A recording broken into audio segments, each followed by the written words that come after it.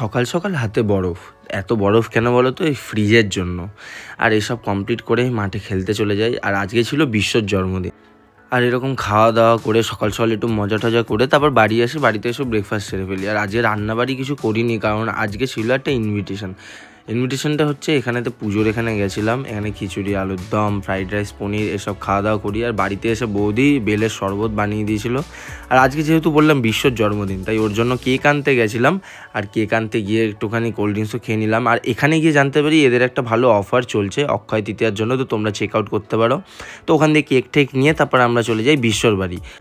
আর ভাইকে কেকটা দিয়ে একটুখানি যাই হোক আমরা তারপর খাওয়া দাওয়া করি তারপরে আবার চলে আসি কেক কাটতে। আর ভাই যে 3টে কেক পেয়েছিল, সব বন্ধু বান্ধবরা এনেছিল।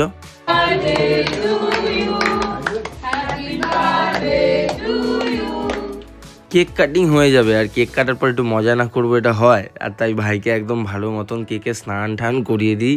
হ্যাঁ, পুরো স্নানই করানো বলে এটাকে। দেখো, বন্ধুবান্ধবের মধ্যে একটু তো মজা চলে, আর এটা একটুখানি ভাইদের মধ্যেকার ব্যাপার। আর যাই হোক, ওকে একটু এইসব করে তারপরে আমরা চলে আসি। ওপরে বসেই কেক টেক খাচ্ছিলাম সব ভাইরা মিলে, বসে একটু গল্প আড্ডা করবো। তার মধ্যে এমন হাওয়া দিল যে আমার কেকটাই উড়ে চলে গেল। হ্যাঁ, কপালটাই এরকম আমার। সো খাওয়া দাওয়া করি, লুচি আলুর দম, তারপর বাড়ি। সো আজকের দিনের ব্লগটা এইটুকুই। আবার কালকে নতুন দিনে নতুন ব্লগে দেখা হচ্ছে।